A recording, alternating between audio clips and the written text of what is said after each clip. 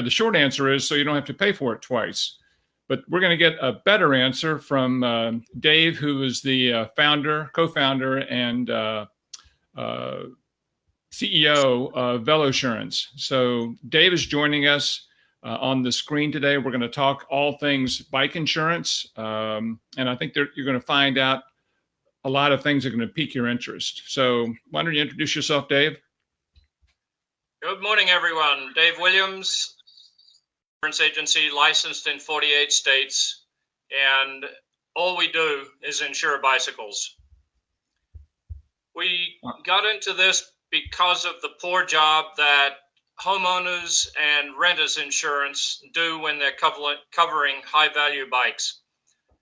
When you're speaking to someone at a homeowners insurance company, they think a high-valued bike is something that costs about $300. And as we all know, we're all pedaling bikes today that cost more than our first car. Yeah, that's true. So give us an idea. I mean, I know you said you're in 47 states. How many policyholders do you have in Florida? In the $3,500 to $4,000. In the $3,500 to $4,000 range. Okay, and what is the? So I know Velosurance. You're backed by another company called Markel. Who is Markel, and how strong are they in the insurance world? Markel. It's Markel American Insurance Company, founded in 1933. They are an A-rated U.S. insurance company, AM best rated, and they're in the 35 to 40 billion, that's billion with a B, range of capital reserves. All right. So let's talk about what everybody wants to hear about. So you've got a bike that costs $1,000 or $3,000 or $5,000, whatever it might be. I think a lot of people are under the impression that their homeowners insurance is going to cover them if they have some type of a claim on their bike. Tell us the difference between what a homeowner's insurance will cover and what Velosurance would cover for the same incident. Okay, let's talk about a $4,000 bike that is 5 years old. Velosurance insures that bike for its MSRP replacement cost, $5,000. If that's what it costs to replace the bike, subject to whatever deductible the client chooses, that's how much money they would receive from us, no argument. All right, so your bike gets, you run over the bike in the garage, it falls off the rack, you run into a parked car, you got no one to sue, but it was your own mistake. You have a $4,000 bike, you got a $200 deductible, so you're going to give them a check for $3,800. Is that correct? Yes. If you're looking at a damaged bike and that damage was caused by an accident, it's covered. Okay. No argument at all. We don't depreciate the bike value. The bike always remains at replacement cost for us. Okay. Whereas if you're dealing with a homeowner's insurance company, the bike is subject to depreciation, probably something like 10% the first year and 5% every year after that. So at that point, you have a 30% depreciation factor on a $4,000 bike. So you're losing about $1,250 off of the $4,000 bike. So now you're down to $2,750, and you've got a $1,000 deductible on your homeowner's insurance, if it's as low as that. So now you're down to $1,750 reimbursement from your homeowner's insurance company to go out and replace a $4,000 bike. Okay. Our concept, Go ahead. Our concept is that we want our clients to take as little money out of their pocket to replace the bike if the worst were to happen. And so what is the difference in terms of the types of claims? Because homeowners, they cover only certain types of claims, and Velo is much broader from what I understand. Just as I said a little bit ago, if you're looking at a damaged bike and that damage was caused by an accident, it's covered. And you could write a book about how you can damage a bike. And depending on who your homeowner's insurance company is, the bike might be covered for fire and theft at home. So unless your bike is going to spontaneously combust, you're down to theft from your house. Okay.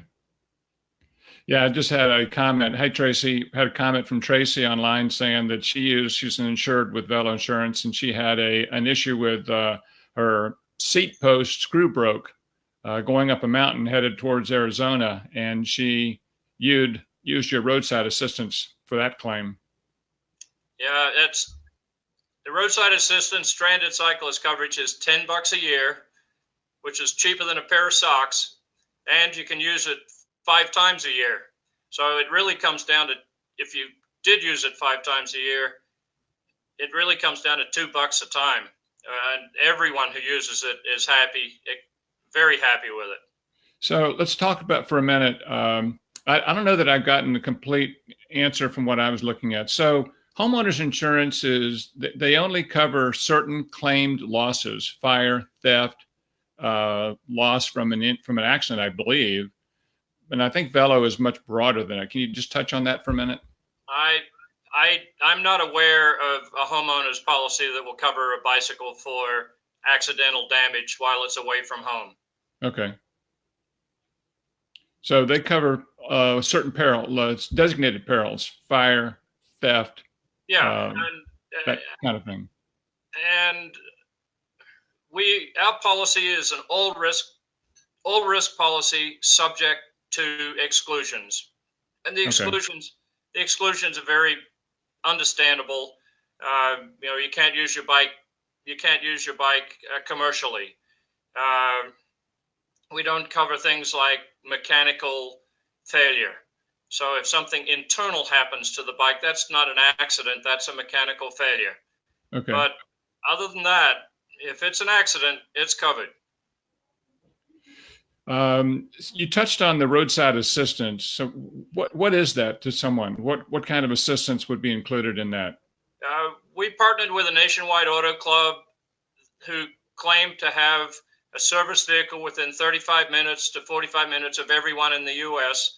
It's a service vehicle. It shows up, picks up you and the bike, and they will drive you up to 35 miles for free. And okay. After 35 miles, you need to make arrangements with them if you need to go further. Okay. All right. And what are the other types of things what are the coverages do you get with the Velo policy? The base policy, you get the accidental damage and theft coverage, theft at home and away from home. You can purchase optional coverages such as medical payments to fill the gap between what you have to pay and when your health insurance company picks up 100%. Okay. Liability coverage, if you damage property such as a vehicle or injure a person, all it takes is someone staring into a cell phone, stepping off the sidewalk in front of you, and all of a sudden it's your fault that they weren't paying attention. And anytime a bicycle interacts with a pedestrian, the ticket is always going to go to the cyclist. And if that happens and you have liability coverage with us, you hand that letter to us and we take care of it for you. So we have a question. Lee, thank you for your question. Lee wants to know what happens if a mechanical issue causes a crash. In other words, you've caused an accident, you've injured someone, I presume, but it was caused by a mechanical issue with the bike. Well, I'd have to know what the mechanical issue was, but let's assume a brake failure or a part breaks. Well, and once again, every claim is taken individually and looked at individually, but probably the biggest mechanical issue that we see is the chain shifting into the inside ring and the chain drops off the inside ring. That's a mechanical issue that brings the bike to it can bring the bike to a pretty quick stop. Right. We have not seen any cyclist-related liability suits. What I mean is a liability suit from one cyclist with another cyclist who, let's say something did happen to the bike and it stopped and 3 people ran into the back of him. We haven't seen that. Okay. Maybe we will. I don't want one of our clients to be the test case, but if it happens, it happens, and we handle it from there. Well, one of the things I think I understand, and I may have touched on here, we get a lot of calls from people who run into, poles and parked cars and other objects. There's no negligence on the part of some other person, so you don't have a claim against the other person. Your bike has been injured or crashed. Is that a covered peril under the Velo policy? Yes, if it's accidental, it's covered. And our two biggest claims with car drivers, I should say, because it's not the car's fault, it's the driver's fault, is getting doored. We tried a campaign a couple of years ago to teach people to reach over to open the door with their right hand. So it kind of forces them to look over their shoulder at that point. But getting doored and the J hook, which for those of you who are not familiar with the J hook, cars don't understand how fast a bicycle can go. So you're pedaling down the road at 20 miles an hour. You're moving along at a good clip, but the car doesn't understand this. So they pass you at 30 miles an hour, then slow down and turn right in front of you, not giving you enough time to stop. And we see a lot of that. That's the most common cyclist versus driver accident that we see. Okay. Why don't you give us some idea of what a policy costs? What's the price range going to be for someone to insure their bike? I know what I pay for my bike, and I could use that as an example. But how do you want to give us information? We separated the country into 3 tiers: North, Central, and South. North, where you can pedal your bike 6 months of the year, and you have 6 months of ice fishing. So we understand that bikes up in Minnesota, the UP of Michigan, there are days when they're not going out the front door, let alone thinking about riding a bike. The central states, there may be some days when you don't want to step outside the front door with your bike, but a lot of people in central states ride 12 months of the year. And when I speak to my clients there, they tell me there's no such thing as bad weather, just bad equipment. And then the southern states where you can ride 12 months of the year. So a $5,000 bike in Florida might cost $400 a year to insure, whereas that same bike in Minnesota, Wisconsin would cost $250, $270 a year. Okay. Do you give a multi-bike discount if someone has a fleet? I was talking to a group the other night, and the guy asked a question about. I was talking about the same subject, and he asked a question about his bike collection. Does he insure the collection? I said, as far as I know, you insure each bike individually. You want to comment on that?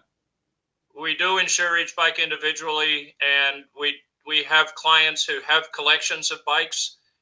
We have an ex-Olympic track racer who has, I think at last count, 24 track bikes that he raced on in the Olympics. And we insure 24 track bikes that are never going to be ridden again. But they sit in his warehouse office, and his biggest fear is someone doesn't understand what they are, would break in and steal them. What's the most expensive bike you currently insure? I hope she's not listening. A 50 plus. Don't use any names. A 50 plus Ironman competitor she has, much to the consternation of her husband, who isn't a cyclist, she has over $100,000 in bikes insured with us. And the most expensive one, just over $35,000. Wow. Okay. And she is an attorney who is a busy woman. And so I get to deal with her husband when it comes time to change bikes or pay premiums. Okay. But she's a podium triathlete, and equipment means a lot. The good equipment can help you get to the podium. I want to go back again to the cost for a minute. I think my policy is probably a fairly common policy. I have maybe a $2,800 carbon bike that I insure. I think my premium is in the range of $150 a year. Does that sound like? Yeah. But obviously I'm in Florida. We do check our clients' driving records because your past insurance experience is a predictor of future insurance experience. Right. So if you've got 11 speeding tickets, your premium is not going to be $150 a year. Right. If you have a safe driver on your license and you haven't had a policeman knocking on the window of your car recently, your premium will be lower. So what do you really insure when someone insures their bike? We don't look at it as insuring the bike. We look at it as insuring their lifestyle. If whatever your bike costs, if it goes away and you have to replace it, you're taking money from somewhere else. And it may mean that you're not going on a ski vacation this winter because you just had to replace a $5,000 bike that got stolen off of the back of your car. So we look at it more protecting our clients' lifestyles rather than just the bike. And I can tell you the calls we get in our office, we have people frequently calling here with expensive frames, $10,000 bike frames that they hit a fixed object, weird things happen. There's no one to bring a claim against, and they're out an $8,000 bike. I think the premium on a Velo policy seems small in comparison to those types of situations, which are a lot more common than I think people actually realize. Well, you've got your bike insured for around $3,000, and I don't know about your household, but it's a lot easier for our household to find $150 or $170 than it is to find another $3,000. So right. It's hi, Jim. This is Dave. No, we insure all types of bikes, from beach cruises to e-bikes to mountain bikes, downhill mountain bikes, and all mode of road bikes. So that was a question. Hey, Mike. Mike had a question. Is this for road bikes only, which Dave just answered? Thank you. If Mike looks in the background, he'll see 2 mountain bikes, both insured. So I know a lot of people travel, and there's issues about taking your bike on the TSA. And you told me the other day something that people don't realize when they ship their bike on vacation or somewhere, the time limit within which they have to notify the airline of damage to the bike. Why don't you tell us about that? Yeah, I'm not a big fan of TSA. They seem to be staffed by 3-year-olds who have no understanding of our bikes that we love packed inside of a bag or a box. And we pack it in the box lovingly. They pull it out because I'm not too sure what they think a cyclist is smuggling, but they pull it out and put it back in the way a 3-year-old would, and then jump on the box to close it. I had a situation where I opened up my box and TSA had opened it, pulled everything out, put it all back in, and when they put the wheels back in, they put the cassette facing down on top of the other wheel and then jumped on top of the box to close it. When I opened up the box, there were 18 spokes that were broken. Yeah. There went my first day of riding. Yeah, and so what's your time limit? So when that happens, you arrive at your destination. Some people don't realize how quickly you have to notify the airline that you have a claim for baggage damage. You have a 4-hour window to complain to the airline that someone, and the airline typically points at TSA, and you know how trying to get TSA to fess up to something goes. So right. We have hints for our clients. I have gone away from the box to the travel bag now because the wheels go on either side of the bag, and it's kind of TSA proof. But if you're traveling with a plastic box like a Trico iron case, we recommend that you zip tie the wheels together so they come out in as one piece, and just put a little note on the cassette that says this side out. And that way, hopefully, with some instruction like that, TSA can manage to put the box back together kind of the way you lovingly put it together. So switch gears here a minute. Let's talk about bike locks.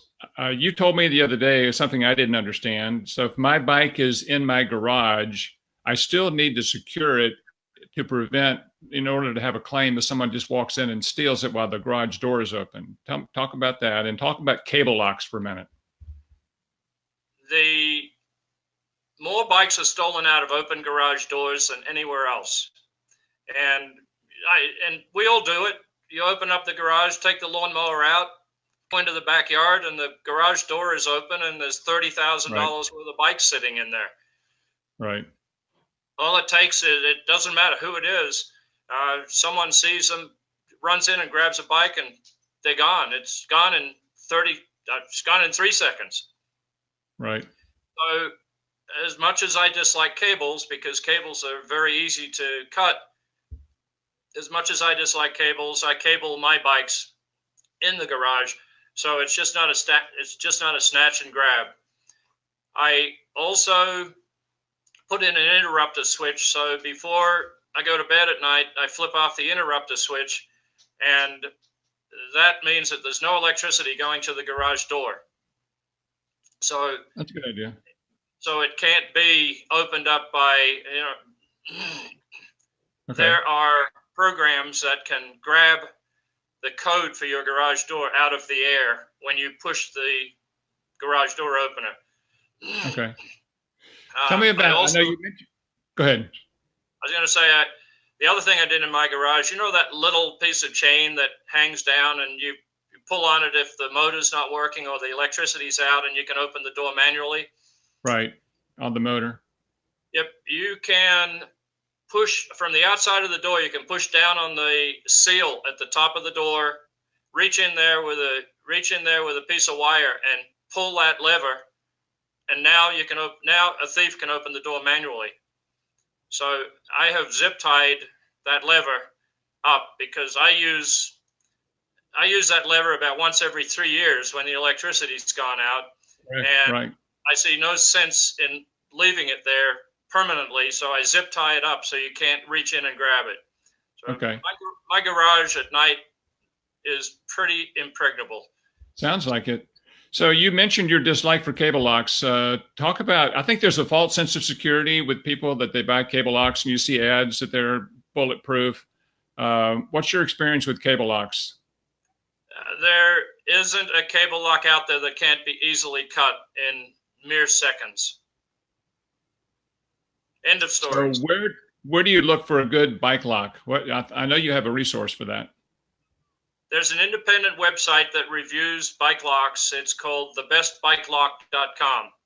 Okay. Not owned by a lock company. It's actually owned by an expat who lives in Spain, and he decided to research bike locks. He probably had a bicycle stolen at some point, and just put up a wonderful website, and he keeps it fresh. So when new lock styles come out, he updates. It's well worth looking at. There's a lot of good educational material in there. So you give me an idea of the kind of the demographics of people who are insuring. Well, first off, I want to make it sure that everyone understands all you deal with is bicycles. Velosurance only insures bicycles. Is that correct? That's it. So when you call and make a claim, you're dealing with somebody who understands what cycling is and what a bicycle is and the value and the loss and what it means to lose a bike, all those things, correct? Yes. We talk to our clients. First question is, are you okay? That's always the first question that we ask when someone calls and says, I've had an accident. We want to know that the client's okay, and then we get onto the bike. But we've also educated the claims team who came into this. Claims team are part of Markel American Insurance Company, and they came into this knowing what a bike was, but really didn't have the depth of knowledge that 6 years later now they do, and they understand exactly what we do, why we do it, and why we don't want to be off our bike. I had a client call me the other day, and her claim was settled in 2 days. I mean, not only settled, but the claims team member called her and said, "We've just mailed your check to you today." So she put the claim in on Monday after a Sunday wreck. On Wednesday, the claims team mailed her a check. Depending on how, it really depends on how complex the claim is, of course, and how long the bike shop takes to get you a repair estimate. But easy claims, they're settled within hours and days. A couple things. Are you covered for international travel? You can add worldwide coverage to the policy. We have no restrictions on what countries you can go to, and it runs about 10% of the annual premium to add worldwide coverage to your policy. If you have optional coverages on your policy, they do not leave the U.S. All right. The only thing that leaves the U.S. with you is the physical damage or loss to the bike. We have a fair number of people who call our office who, in Florida, we have an issue with dogs. Dogs are typically not covered by a lot of homeowners policies, or they're restricted on some policies. So it's not uncommon to have someone have a bike that gets destroyed in a crash with a dog and have no one to bring a claim against. Someone has substantial medical bills along with it. So what kind of insurance does Velo offer that will help offset? I know you can't offer an uninsured motorist package for a non-motorized crash. You can't get an uninsured motorist package against a homeowner's claim. But what kind of insurance do you offer that will offset some of the expenses people run into and they can't bring a claim against the person who really caused the problem? Medical payments, and because when the bike is damaged in that type of accident, it's covered. Yeah, well, that's a huge one. Medical payments will fill the gap when the hospital doctors and whoever else was involved with your care.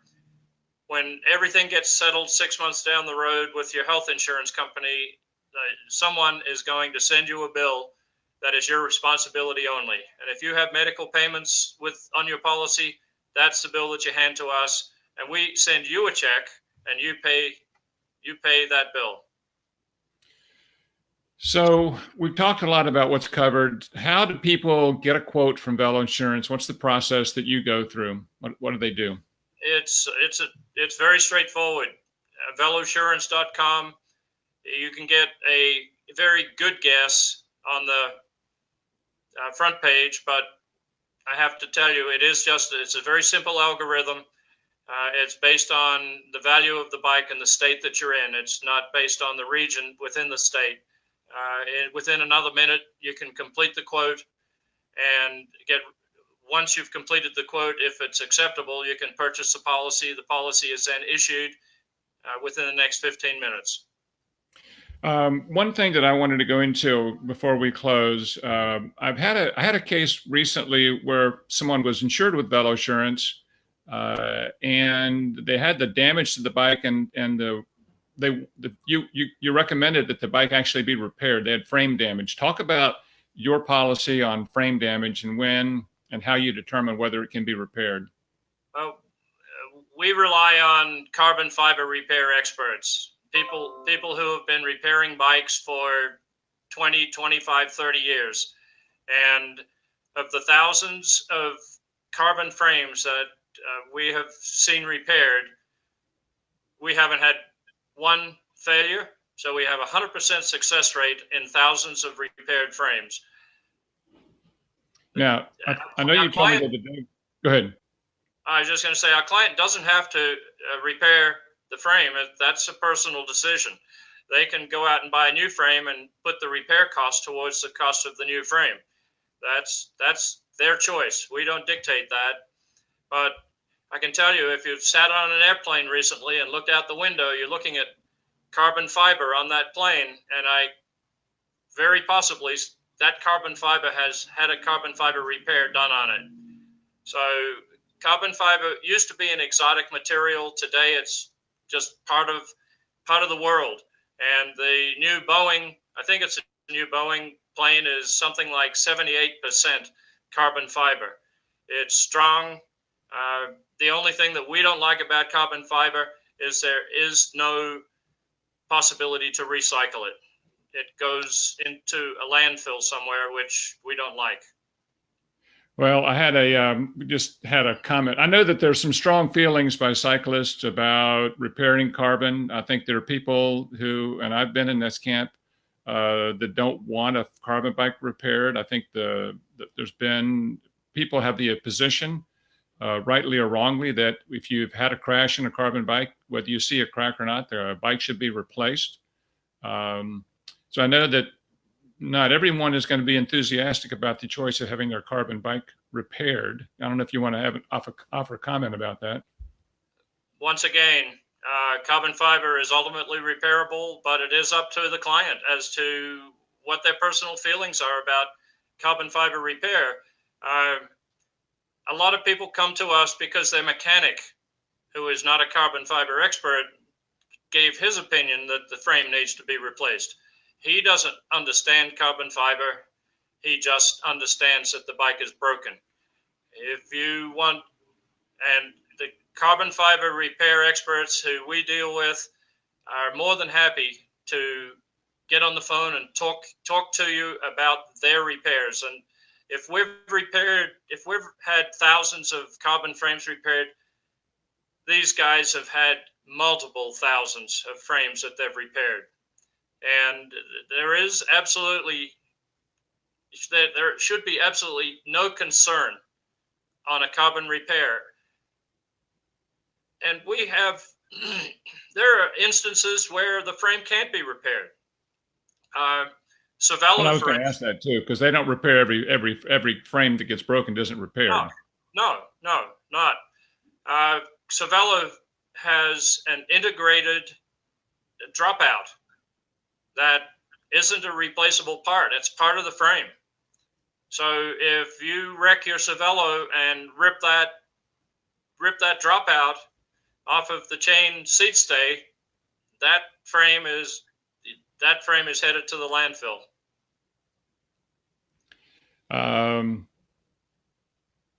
So Mike has a question about what the process is for that. Is the frame shipped somewhere for evaluation? How and where does that take place?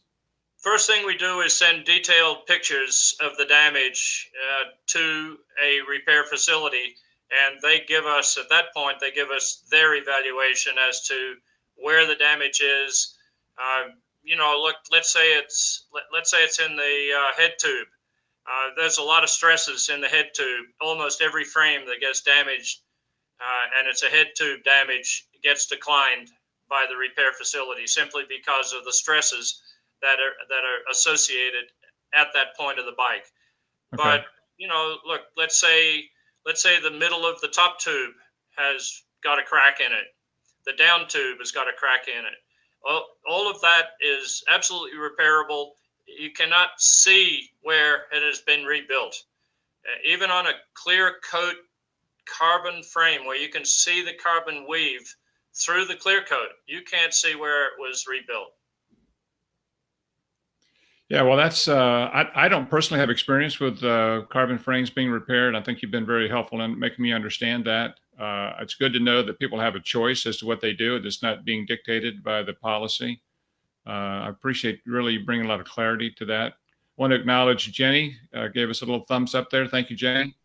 Mike, I think that this is really, Dave, this has been a really good conversation. I appreciate it.